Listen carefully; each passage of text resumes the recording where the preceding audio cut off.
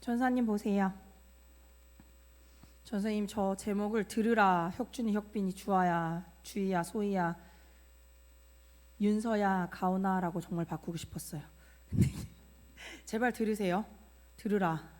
자, 오늘 말씀은요 친구들 어떤 말씀이냐면 모세가 이스라엘 백성들이 광야 생활을 하기 광야 생활을 마치고 가나안 땅에 들어가기 전에 했던 설교 말씀이에요. 자, 가나안 땅은 어떤 땅이었을까요, 우리 친구들? 기억이 안 나요? 가나안 땅은요 젖과 꿀이 흐르니 아주 복이 있는 땅이었어요. 먹을 것도 많이 나고 되게 편안하고 광야 생활에 비해서는 훨씬 너무나도 좋은 땅이었는데 단 한 가지 하나님의 자녀로서 조금 걱정되는 게 뭐가 있었냐면 그 땅은 다른 신들을 섬기는 우상 숭배가 많았던 곳이에요. 그러니까 하나님만이 신이 아니라 황금 소아지 해놓고 기도하고 했던 거 우리 친구들 기억나는 말씀 있죠? 그런 것처럼 다른 신들을 많이 섬기던 문화가 많았던 곳이 가나안 땅인데요. 하나님께서는 그런 가나안 땅에 이스라엘 백성들이 들어가는 것이 걱정됐던 것 같아요. 그래서 모세를 통해서 오늘 말씀하셨는데 첫 번째 말씀하신 것은 뭐냐면 자, 신명기 6장 4절 말씀 친구들 같이 읽어볼게요. 시작. 이스라엘아 들으라. 하나님은 한 분이다. 하나님은 몇 분이라고요? 한 분. 하나님은 오직. 그리고 우리가 하나님의 자녀로서 이 하나님만이 유일한 신이라는 것을 기억하길 원하셨어요. 하나님께서 십계명을 통해서 하나님 나 외에 다른 신을 섬기지 말라고 이야기하셨어요. 다른 신을 섬기는 문화가 많았던 가나안 땅에서 하나님만 믿고 하나님만이 유일한 신이라는 것을 기억하길 원하셨던 거예요. 자, 근데 우리 친구들 지금 우리가 살고 있는 이 땅도 어쩌면 가나안 땅과 비슷한 게 많아요. 왜? 우리 친구들의 친구들 중에 하나님이 없다라고 생각하는 친구들도 많고요. 또 나아가서 과학에서는 이 세상이 어떻게 만들어졌다 그러죠? 과학에서 아직 배우는 친구들 없죠? 아마 가온이랑 이 친구들은 배울 거예요. 아직 안 배워요? 과학에서는 뭐라고 얘기하면 이 지구가 빅뱅, 뭔가에 뻥 터져서 생겼다라고, 우연히 생겼다라고 이야기를 하고 있어요. 어떤 작용들을 통해서. 근데 이 지구는 어떻게 생겼죠, 우리 친구들? 동그랗게 생겼죠. 누가 만드셨죠? 하나님께서 창조하셨다는 거. 우리 친구들 가장 첫 번째, 만약에 세상에서 살다 보면 가장 첫 번째 부딪히는 이론이 뭐냐면 이 세상은 빅뱅 이론으로 만들어졌다와 하나님이 창조하셨다는 이 설 두 개로 싸우게 될 거예요. 근데 우리 친구들 기억해야 되는 게 뭐예요? 이 세상은, 이 지구는 하나님께서 말씀을 통해 창조하셨다는 것을 기억했으면 좋겠어요. 그리고 전우사님도 옛날에 캐나다에서 아르바이트 하는데 아르바이트 하는 단골 손님이 있었어요. 근데 전우사님한테 물어보는 거야.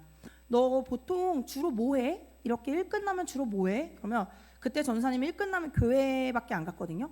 나 교회 가 이랬더니 그 외국인이 뭐라 그랬냐면 교회? 하면서 너 되게 바보 같은 짓을 하는구나 라고 나한테 정말 얘기했어요. 스튜비띵이라고. 그래서 왜 스튜비띵이야 교회 가는 게? 하면서 그 단골 손님과 약간 언쟁 아닌 언쟁 하면서 서로 얘기를 했던 기억이 있는데 만약에 전도사님이 그때 내 전도사님 마음 가운데 하나님은 살아계시는 분이 아니고 교회는 정말 바보 같은 곳이라는 생각이 조금이라도 있었으면 전도사님의 믿음은 아마 그 사람의 말로 인해 흔들렸을 수도 있을 거예요. 하지만 전도사님 안에는 교회는 바보스러운 일이 아니라 내가 꼭 가야 하고 예배를 드려야 하는 곳, 하나님은 살아계신 분이라는 믿음이 있었기 때문에 그 말에도 흔들리지 않고 믿음을 지킬 수 있었던 것 같아요. 근데 알고 보니까 그 친구가 교회에 아픔이 있어서 그렇게 얘기했더라고요. 나쁜 마음이 아니었어요. 그리고 친구들, 그래서 아마 하나님이 이 이스라엘 백성들도 걱정되셨을 거예요. 가나안 땅에 갔는데 다른 신들을 많이 섬기네. 우리 자녀들은 나만 섬길 수 있게 이걸 꼭 강조해야겠다. 하나님은 한 분이다. 우리가 예배해야 할 때뿐은 오로지 하나님, 나만 예배해라. 나 아니고 하나님. 이렇게 이야기하셨던 거예요. 그러면 두 번째 말씀은 무엇일까, 우리 친구들? 6장 5절 말씀, 우리 친구들이 꼭 기억해야 되는 말씀. 이거는 솔직히 보지 않아도 다 할 수 있어야 돼요. 그쵸? 가온아, 윤서야. 그쵸? 시작.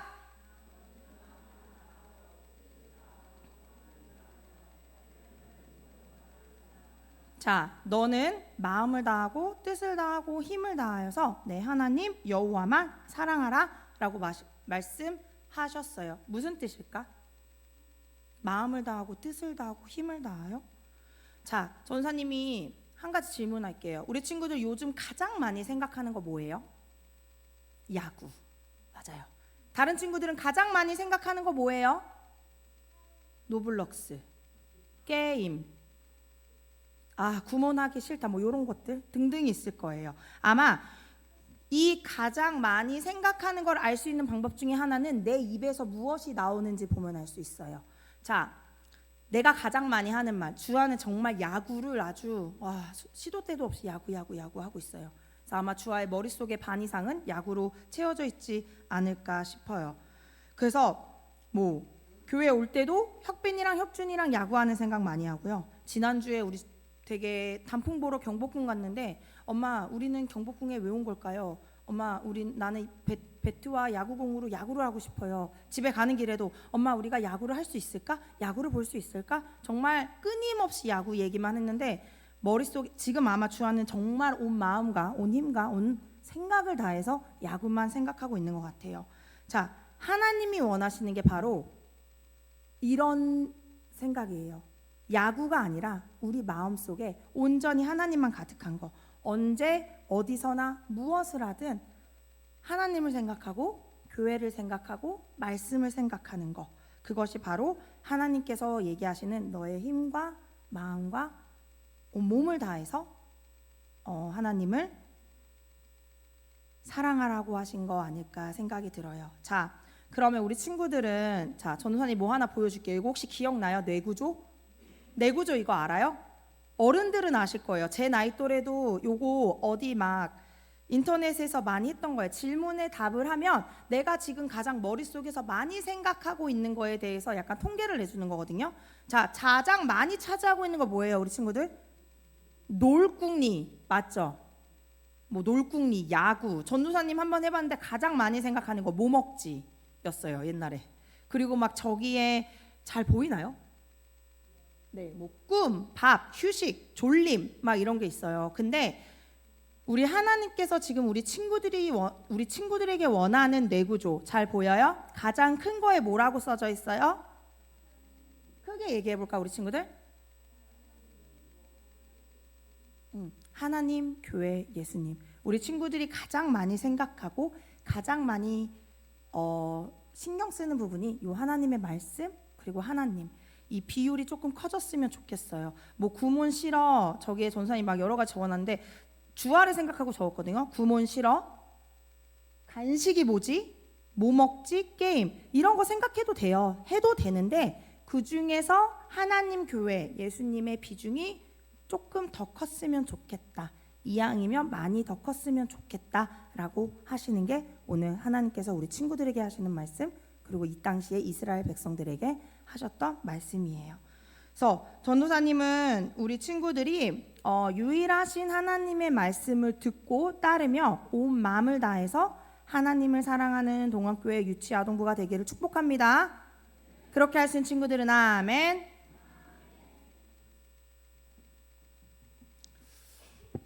지난주에 우리가 이제 교회 창립 기념주일로 우리 교회 표가 믿음의 유산을 남기는 교회와 가족 이제 이런 표고, 그리고 이 표의 성경 말씀이 신명기 6장 4절에서 9절이라고 말씀을 드렸습니다. 그래서 이 신명기 6장 4절 9절 우리 교회의 표와 비전이 되는 이 말씀을 좀 다시 한번 전해야겠다라고 생각을 해서 오늘 이 본문을 택했습니다. 들으라 이스라엘아, 그 신은 존재하는가라는 질문이 있죠. 대표적으로 없다라고 대답하는 사람들이 무신론자들입니다. 에이티즘이라고 하는데 신은 없다. 이 사람들은 신이나 어떤 초월적 존재는 존재하지 않는다. 왜냐하면 보이지 않고 느낄 수 없고 만지지 않고 이성적으로 이해할 수 없고 이걸 과학적으로 또는 철학적으로 논리적으로 증명할 수 없기 때문에 그렇다. 그래서 내가 볼 수 없고 내가 들을 수 없고 내가 이해할 수 없는 것, 내가 증명할 수 없는 것은 믿을 수 없다. 이게 이제 자연주의 또 그 어떤 유물론자들, 그 초월적인 걸 인정하지 않으니까 물질만 인정하는 거죠. 이게 이제 물질주의 세계관을 기반으로 합니다. 뭐 다윈의 진화론이나 마르크스의 뭐 공산주의 뭐 이런 것이 무신론입니다. 그러면 질문을 할 수 있죠. 그 눈에 보이는 것만 믿는다면 정말 이 세상 살아가면서 우리가 정의로 또는 선의를 가지고 살 필요가 있을까? 왜냐하면 선에 대한 의에 대한 보상도 없고 죄에 대한 형벌도 없다면 눈에 보이는 게 전부라면 우리 아까 전사님 말씀하신 대로 신앙생활하는 것처럼 어리석은 것이 어디 있느냐라는 거죠. 그러면은 여러분 전세 사기를 치고 뭐 캄보디아에서 보이스피싱을 하고 이런 사람들도 뭐 잡히지만 않으면 되는 거예요. 무슨 일이든지 해도 되는 거죠. 근데 제가 그 이제 아무래도 목회자다 보니까 임종을 많이 보았습니다. 뭐 우리 교회에서도 그렇고 전에 교회에서도 그렇고 또 믿는 분들의 임종도 보았지만 우리 교인들이 당신 남편 뭐 이렇게 또는 자녀들이 당신 부모님 임종인데 목사님 오셔서 좀 임종 예배 좀 드려주세요. 뭐 남편이 또는 부모님이 예수는 믿지 않았는데 너무 불안해하신다고. 그래서 이렇게 가보면 일단 믿음이 없는 분들은 마지막에 내가 존재의 소멸이 되는 건가 아니면 내가 어디로 가는 건가에 대한 굉장한 두려움이 있습니다. 불안함이 있어요. 그래서 편안하게 눈을 못 감으셔요. 근데 여러분 하나님에 대한 믿음, 내세에 대한 소망이 있는 분들은 찬송을 들으면서 찬송 가운데 눈을 감으십니다. 이 무신론은 눈에 보이는 게 전부다라는 것으로 사는데 젊을 때는 그렇게 살 수 있는데요. 여러분 마지막에 가면 마지막에 무신론자는 없습니다. 죽음 앞에서 무신론자는 아무도 없습니다. 다신론이 있습니다. 폴리티즘이라 그러는데 이 신은 많다라는 거예요. 신이 여러 존재한다. 그래서 각 신은 성격, 감정, 능력이 서로 다르기 때문에 각각 특정 영역, 뭐 전쟁의 신, 사랑의 신, 농사의 신, 비의 신, 뭐 풍요의 신, 다산의 신, 신들이 많다라는 거예요. 이 다신론은 과거에 그 자연을 두려워하고 경외하던 농경 시대의 종교와 문화 현상입니다.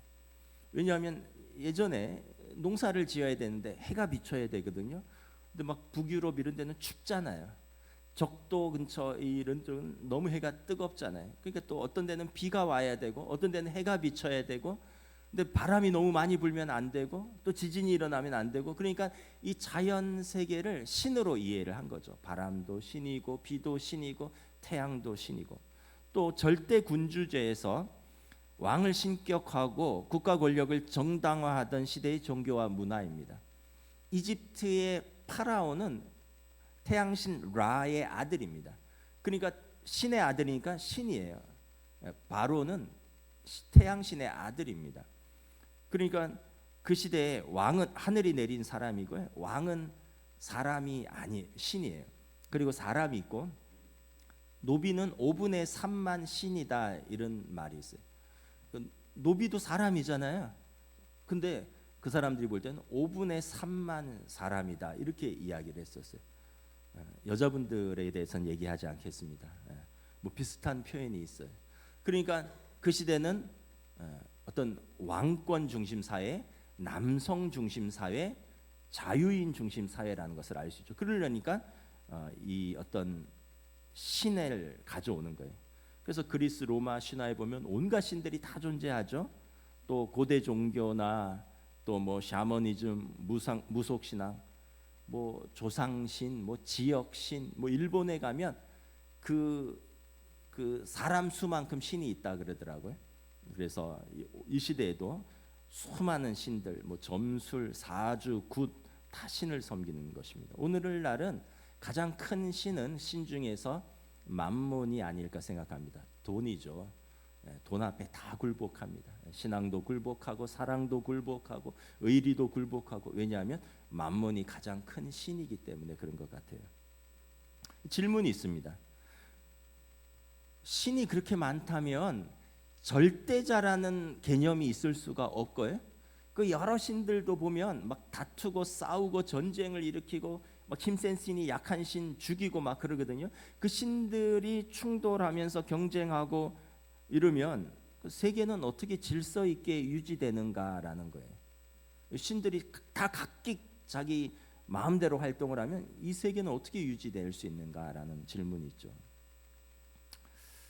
그다음에 범신론이 있습니다. 팬티즘. 이게 뭐냐면 신이 많다라는 거예요. 범신론은 모든 것에 신이 있다. 모든 것에 신적인 요소가 있고 우주는 다 신이고 신은 우주고, 여기에 보면 이제 살아 있는 것뿐만 아니라 무생물도 신이에요. 정령신앙이라고 하는데 돌도 신이 있고요. 그러니까 뭐 동물, 식물, 하늘, 바다, 물, 무생물도 모든 것이 신의 개념입니다. 그러니까 신이 인격적이고 초월적 개념의 신이 아니에요. 다 신이에요. 그래서 내 안에도 신적인 요소가 있고, 그런 측면에서 나도 깨달으면 나도 신이 되는 거예요. 이게 이제 스토아학파 주장입니다. 모든 것에 어떤 신적인 로고스가 있다라고도 이야기했고요. 또 힌두교가 좀 자기 안에 신과의 합일, 그래서 그런 어떤 무슨 분들이 있고, 뉴에이지 무브먼트, 뭐 명상, 요가 뭐 이런 것을 해서 자기를 좀 초월하고 자기 안에 신적인 것들을 찾아가는, 그게 어떤 뭐 운동이나 어떤 그런 거로서 끝나면 괜찮은데 그걸로 인해서 자신이 신적인 걸 찾아가고 자신도 신의 일부가 될 수 있다, 이렇게 생각한다면 다신론인 것입니다. 그러면 질문이 있죠. 모든 것에 신적인 요소가 있고 나도 신이 될 수 있다면, 그러면 우리에게 선과 악의 기준은 뭐냐라는 거예요. 나도 신이면 그럼 뭐 내가 의지할 것도 없고 내 마음대로 살면 되죠. 그럼 이 범신론에서 악도 신입니다. 그러니까 악도 신의 뜻이에요.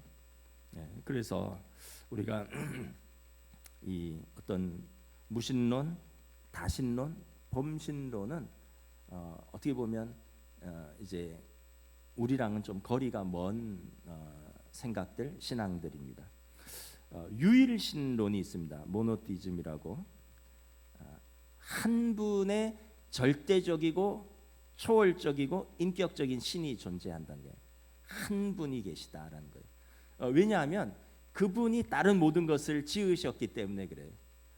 그러니까 아까 말했던 뭐 여러 신들, 하늘, 딸, 자연, 또 어떤 사람, 모든 것은 그냥 피조물입니다. 왜냐하면 한 분의 신이 지으셨기 때문에. 그래서 창조주와 피조물로 명확하게 구분이 되는 것입니다. 신은 실제하고 한 분이십니다. 세상의 모든 것은 그 한 분의 신이 창조하셨습니다.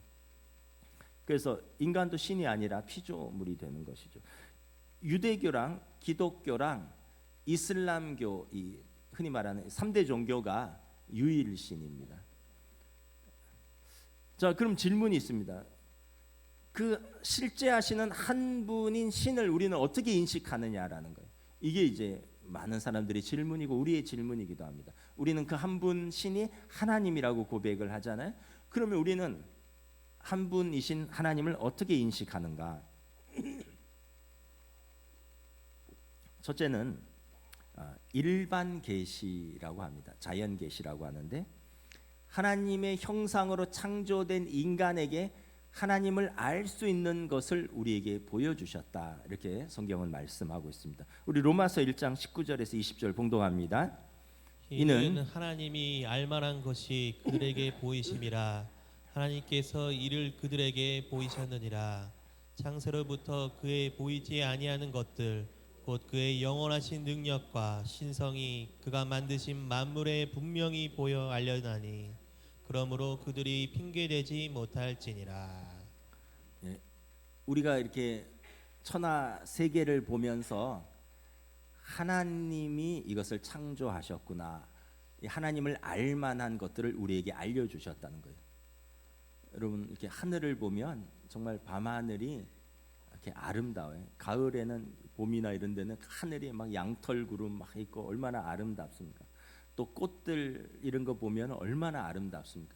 이걸 사람이 만들 수 있나요? 누가 정교하게 이렇게 만들 수 있겠습니까? 그래서 만물을 보면서 이것을 지으신 분이 있겠구나, 이걸 우리에게 깨닫게 하셨습니다.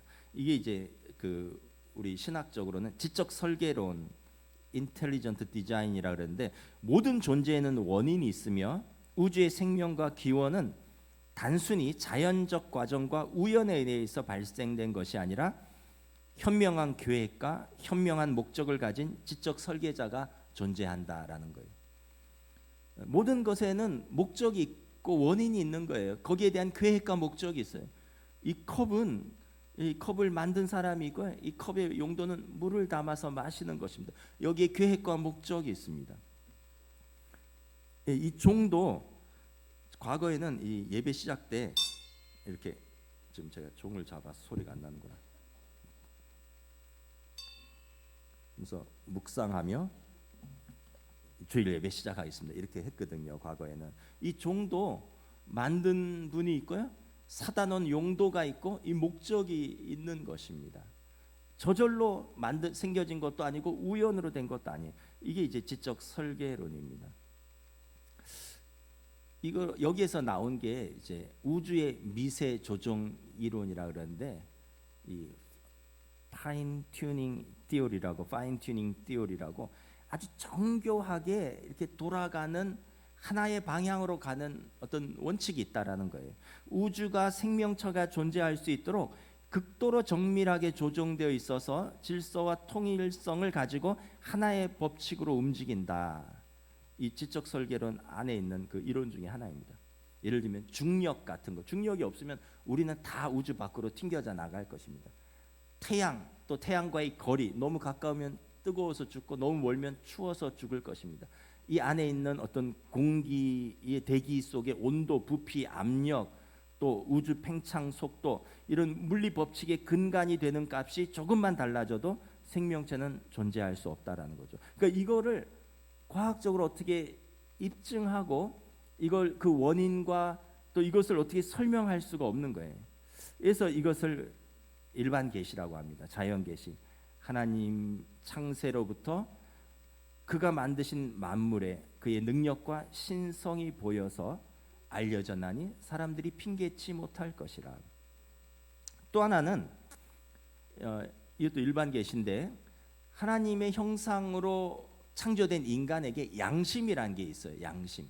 그 양심을 통해서 우리는 하나님을 알아가는 것입니다. 로마서 2장 14절 15절 봉독합니다. 율법 없는 이방인이 본성으로 율법의 일을 행할 때에는 이 사람은 율법이 없어도 자기가 자기에게 율법이 되나니, 이런 이들은 그 양심이 증거가 되어 그 생각들이 서로 혹은 고발하며 혹은 변명하며 그 마음에 새긴 율법의 행위를 나타내느니라. 그러니까 어려서 아직 배움이 부족하거나 또는 무신론자라서 종교가 없어도 사람들은 본능적으로 선과 악을 압니다. 여러분, 아기들이 보면 자기 동생 태어나면 자기 동생을 이렇게 안아줘요. 뺨을 대고 아낍니다. 아기가 아기를 돌봐요. 왜 그래? 누가 안 가르쳐줘도, 물론 너 동생이야 예뻐해줘야지 이렇게 가르치지만, 안 가르쳐줘도 아기를 아낍니다. 왜냐하면 이것이 선한 본성이에요. 물론 이제 엄마 없을 때 때리기도 하는데, 기본적으로 그렇다는 거예요. 여러분 무신론자들도 여러분 남이 어려움을 택하면 도와주고요. 그걸 함으로 해서 보람을 느끼고 의미를 느낍니다. 그리고 뭔가 나쁜 짓을 하면 양심의 가책을 느껴요. 이것은 하나님의 형상을 우리가 가졌다는 거예요. 그래서 이방인에게도 율법이 양심이 된다라는 것이에요. 이 파스칼이라는 수학자가 있죠. 물리학자, 철학자, 신학자인데 세상은 충분히 설명될 수 없으며 이성을 넘어선 어떤 것이 존재한다. 인간 존재의 의미, 상호간의 사랑, 절망 속에서 소망을 필요로 하는데 이는 하나님을 알아갈 때 채워진다. 이분이 수학자고 물리학자고 철학자고 신학자입니다. 하나님을 알아갈 때 채워지는 것이 있다라는 거예요. 두 번째, 우리는 어떻게 하나님을 인식할까? 기록된 계시입니다. 아까 하나는 일반 계시, 두 번째는 기록된 계시. 기록된 계시는 성경을 말하는 것입니다. 창세기 1장 1절에 태초에 하나님이 천지를 창조하셨느니라. 하나님이 천지를 창조하셨다 이렇게 말하고 있죠. 태초에 말씀이 계심이니라. 이 말씀이 하나님과 함께 계셨으니 이 말씀은 곧 하나님이시라. 천지를 창조하신 말씀이 하나님이시고 하나님이 그 말씀으로 천지를 창조하셨다. 세계가 어떻게 이루어졌는지를 기록된 계시에 기록해 놓은 거죠. 하나님이 어떤 하나님이신가? 출애굽기 34장 6절에 주는 자비롭고 은혜로우며 노하기를 더디하며 한결같은 사랑과 진실이 풍성한 하나님이다. 하나님의 성품을 성경에 기록해 놨어요. 하나님은 어떤 분이실까? 자비롭고요, 은혜롭고요, 노하기를 더디하시며 한결같은 사랑과 진실이 풍성한 하나님입니다. 그래서 악인이 그 죄로 죽는 것을 기뻐하지 아니하시고 악인이 회개하여 사는 것을 기뻐하시는 하나님이십니다. 그래서 하나님의 성품을 또 성경에 기록해 놨어요. 그래서 하나님의 말씀은 세상 가운데 역사하는 하나님이시고요. 하나님의 말씀을 통해서 우리가 세상에서 하나님을 경험하고 성경에서 하나님께서 하신 모든 일, 창조, 섭리, 구속, 심판을 성경에 다 기록해 놓은 것입니다. 그래서 우리는 기록된 계시를 통해서 하나님을 인식하는 것입니다. 마지막으로 특별 계시입니다. 특별 계시. 특별 계시는 특별한 계시가 있다는 거예요. 메시아를 통한 계시입니다. 그의 아들을 통한 계시입니다. 히브리서 1장 1절 2절 봉독합니다. 옛적에 선지자들을 통하여 여러 부분과 여러 모양으로 우리 조상들에게 말씀하신 하나님이 이 모든 날 마지막에는 아들을 통하여 우리에게 말씀하셨으니 이 아들을 만유의 상속자로 세우시고 또 그로 말미암아 모든 세계를 지으셨느니라.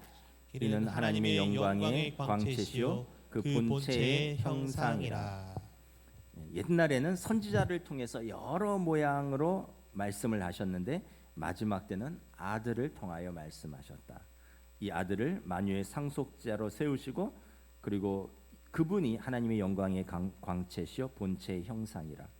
그래서 성자 예수 그리스도를 통하여 성부 하나님을 계시하시는 것입니다. 그래서 성경에 보면 요한복음 1장에 예수 그리스도의 나타나심을 보고 사람들이 그분을 보니 하나님의 영광과 하나님의 진리가 있다면 이분과 같겠구나. 왜냐하면 말씀이 육신이 되어 우리 가운데 거하심에 우리가 그의 영광을 보니 아버지의 독생자의 영광이요 은혜와 진리가 충만하더라. 예수님을 보니까 사람들이 하나님이 계시다면 그분의 영광과 그분의 은혜와 그분의 진리가 그와 같을 것이다. 예수님의 말씀, 예수님의 사역, 예수님의 그 모든 것을 보면서 그렇게 고백을 했다는 거예요. 예수님께서도 스스로 나를 본 자는 아버지를 보았거늘 어찌하여 아버지를 보이라 하느냐? 내가 아버지 안에 거하고 아버지께서 내 안에 계심을 믿으라. 그 예수님께서 사내들인 재판에 회부되신 이유가 신성모독입니다. 나를 본 자는 아버지를 봤다 이러니까 사람들이 지가 하나님의 아들이라고 해서 신성모독이라고 한 거예요. 그런데 여러분 우리는 아들을 보면 아버지를 대충 알 수 있잖아요. 딸을 보면 엄마를 좀 대충 짐작할 수 있잖아요. 우리가 누구를 보면 어느 집 아들이구나 이거 딱 알잖아요.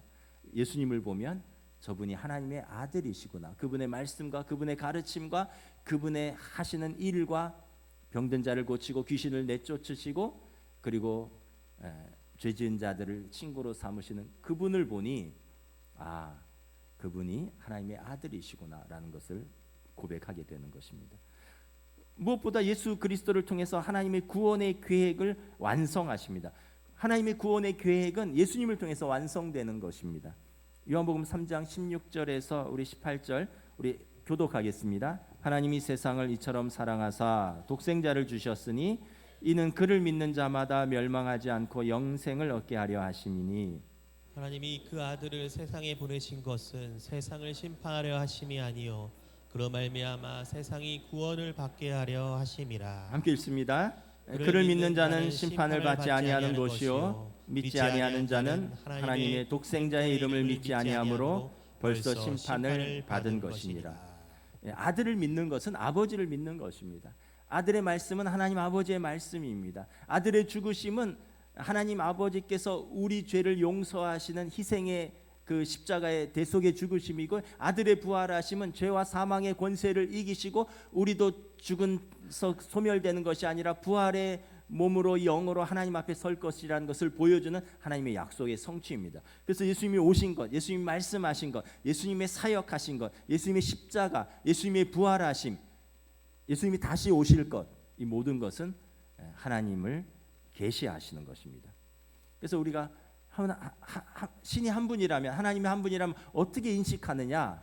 아까 말씀드렸던 자연 계시, 일반 계시, 그리고 기록된 계시 성경, 그리고 예수님 특별 계시, 예수님을 통해서 알 수 있다라는 거예요. 그리고 이것을 들으라는 거예요. 오늘 본문은 모세가 이스라엘 백성에게 들으라 이스라엘아, 이것을 들으라는 겁니다. 신명기 6장 4절 우리 함께 봉독합니다. 이스라엘아 들으라, 우리 하나님 여호와는 오직 유일한 여호와시니. 왜냐하면 안 듣거든요. 부모가 뭐 이렇게 말하면 못 들었어요 이러잖아요. 그러니까 안 들으니까 들으라 이스라엘아, 그 히브리어는 동사가 앞에 옵니다. 쉐마 이스라엘. 들으라 이스라엘아, 이 얘기는 뭐냐면 귀 기울여서 경청해서 잘 듣고 이걸 순종해라 이스라엘아, 이런 뜻입니다. 그러면 무엇을 잘 듣고 주의 깊게 듣고 순종해야 되느냐? 하나님은 한 분이시다, 이걸 먼저 잘 들으라는 겁니다. 우리 신명기 6장 4절 다시 한번 봉독합니다.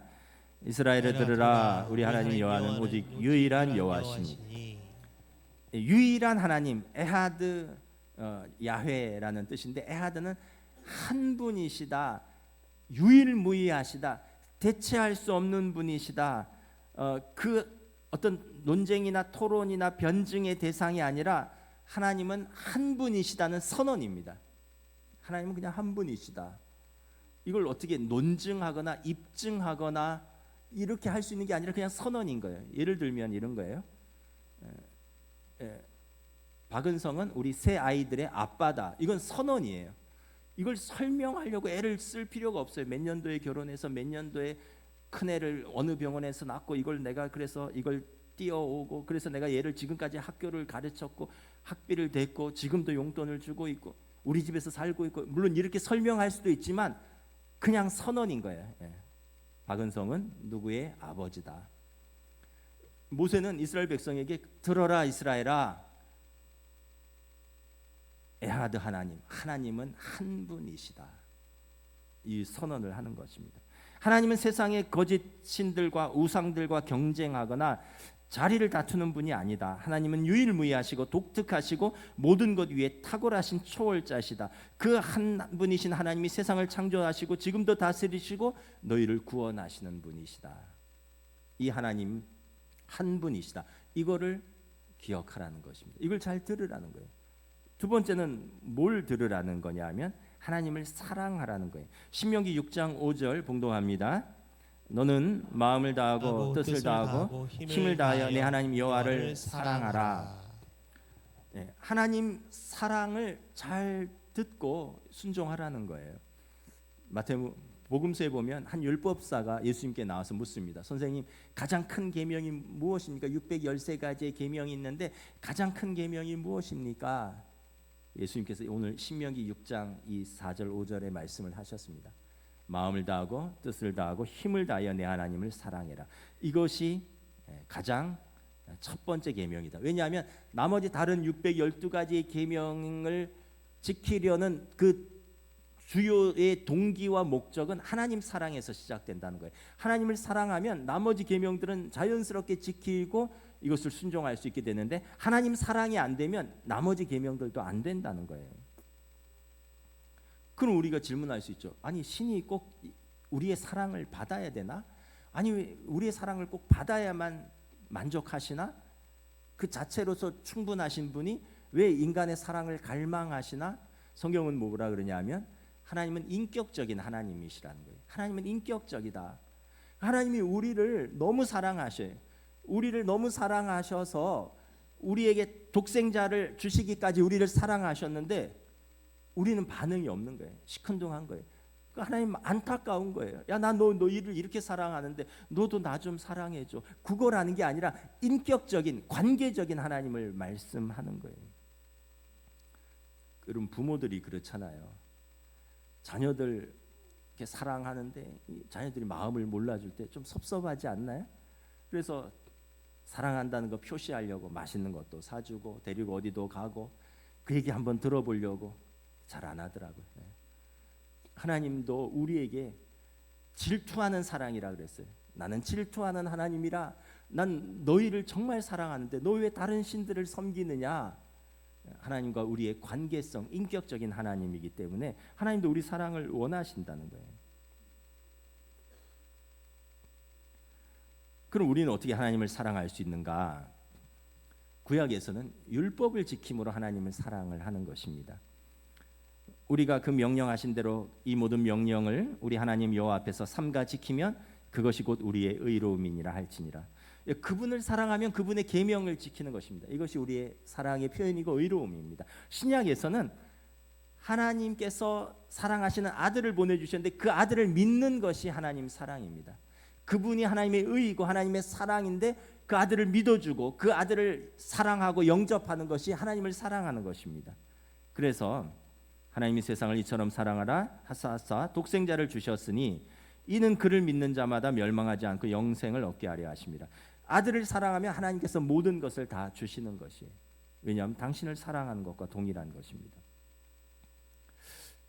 그래서 이 하나님 사랑을 너도 표현하고 너의 자녀들에게도 가르치라는 거예요. 사랑은 내 마음 알지 하고 가만히 있으면 안 되고 표현하고 가르치라는 거예요. 사랑은 동사라 그러잖아요. 표현하고 가르치라. 우리 신명기 6장 6절부터 9절 우리 교독합니다. 오늘 내가 내게 명하는 이 말씀을 너는 마음에 새기고 내 자녀에게 부지런히 가르치며 집에 앉아 있을 때든지 길을 갈 때든지 누워 있을 때든지 일어날 때든지 이 말씀을 강론할 것이며 너는 또 그것을 내 손목에 메어 기호를 삼으며 내 미간에 붙여 표로 삼고 또 내 집 문설주와 바깥문에 기록할지니라. 이 보면 좀 요란해요. 막 손목에도 메고요, 이마에도 붙이고요, 집 밖에도 붙이고 앉았을 때든지 누워 있을 때든지 뭐 길을 걸을 때든지 하나님을 생각하고 그 사랑을 표현하라는 거예요.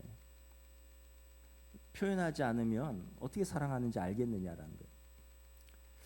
지난 주일이 저희 부부 결혼 57주년 기념일에서 27주년. 제 나이가 57인데 27주년. 그래갖고 저녁에 뭐가 먹고 싶으냐 물었더니 집사람이 자기는 짬뽕이면 된대요. 너무 고맙더라고요. 짬뽕 그래. 짬뽕 먹으러 가자. 짬뽕을 먹고 차 한잔 하자. 커피 한잔 마시고 집사람이 들어오면서 좀 섭섭했나 봐요. 내년엔 좀 더 잘해 이러더라고요. 그래서 알았다고. 그 다음 날 시찰에 임원회가 있었어요. 그래서 제가 시찰장이니까 시찰장 서기 회계 장로님 이렇게 목사 2명 장로님 한 분이 모였는데 회계 장로님이 여자분이세요. 그래서 그 장로님한테 제가 어제 좀 더 잘하라는 얘기를 들었는데 뭘 어떻게 잘해야 되나 싶어서 장로님 결혼기념일인데 어떻게 해야 됩니까? 장로님은 남편 장로님이 어떻게 해주셨어요? 했더니 일단은 꽃다발을 하나 가져와야죠. 그리고 근사하게 먹고요. 백화점에 데려가셔야 됩니다. 그래서 당신 좋아하는 코트 하나 사 입어. 이렇게는 하셔야 됩니다. 그래서 제가 그거는 장로님이 좀 여력이 되시니까 그 정도 하시고 저는 그 정도까지는 좀 어려운데 그러면 꽃다발 하나 하고 식사하시고 카드를 주셔야 됩니다. 사모님이 뭘 마음대로 할 수 있도록. 그래서 제가 사실은 어제 이러이러했습니다. 목사님 큰일 날 뿐이네. 이래갖고 노년에 대접 못 받습니다, 목사님. 뭐 이러시더라고요. 왜냐하면 그 여자 장로님은 이제 한 70 가까이 되셨는데 당신은 그렇게 받으셨나 봐요. 그래서 제가 좀 반성을 했어요. 예. 아니 표현을 이렇게 해야지. 물론 우리는 뭐 마음으로도 충분히 알지만 표현을 안 하면 섭섭하잖아요. 하나님도 피조물인 우리의 사랑을 못 받아서 섭섭한 게 아니라 아까 말했지만 인격적인 하나님, 관계를 맺고 싶어 하시는 하나님, 우리를 가장 사랑하시는 질투하시는 하나님, 그 사랑을 독점하고 싶으신 하나님. 그러니까 너희가 몸과 마음과 이것을 다 해서 좀 나를 사랑해라. 내가 아들을 내어주면서 너희 죄를 속량하고 사랑하고 하나님 나라를 유업으로 주지 않느냐. 그래서 여러분 예배자입니다. 예배자. 그분의 계명을 우리 마음에 두고 매일 그것을 읽고 묵상하고 말하는 것. 여러분 가수 좋아하시면 그 가수 노래 몇 번씩 들으시잖아요. 그러니까 하나님 사랑하시면 하나님의 말씀을 읽고 묵상하고 또 그것을 말하고 이렇게 하라는 거예요. 그리고 범사에 하나님을 인정하는 삶입니다. 집에서만이 아니라 길을 갈 때든지 또 누워 있을 때나 일어날 때든지 예배당에서 뿐만 아니라 여러분들의 삶의 전반에서 하나님은 이러면 어떻게 생각하실까? 하나님은 이러면 기뻐하실까? 하나님은 내가 이러면 슬퍼하실까? 이게 성령의 인도함을 받는 삶입니다. 범사에 하나님을 인정하는 삶을 살라는 거예요. 그리고 신앙의 전수자로서 하나님 사랑과 계명을 자녀들에게 부지런히 가르치라는 거예요. 모든 수단을 동원해서 시청각 전하고 손목에 메고 기호 삼고 미간에 붙여서 표로 삼고 문설주와 바깥문에 기록해서 애들이 모든 수단을 동원해서 여러분들의 자녀들을 하나님 사랑을 가르치라는 거예요. 여러분 자녀들 공부 가르칠 때 개인 교사도 붙이고 학원도 붙이고 그룹으로도 붙이고 온라인으로 붙이고 다 하잖아요. 하나님 사랑을 가르치기 위해서 여러분들은 얼마나 수고하고 노력하고 계신가. 말씀을 마치겠습니다. 하나님께 나아가는 자는 하나님이 계시다는 것과 하나님은 자기를 찾는 사람들에게 상 주시는 것을 믿는 사람들입니다. 하나님 경외함은 유일하신 하나님을 마음과 뜻과 힘을 다해서 사랑하는 사람입니다. 우리가 하나님을 사랑함은 하나님께서 우리를 먼저 사랑하시되 아들을 내어주시기까지 사랑하셨기 때문입니다. 우리가 생명처럼 사랑하는 우리 자녀들에게 우리가 사랑하는 하나님을 전하고 가르치는 것이 우리의 사명입니다. 찬양하시겠습니다.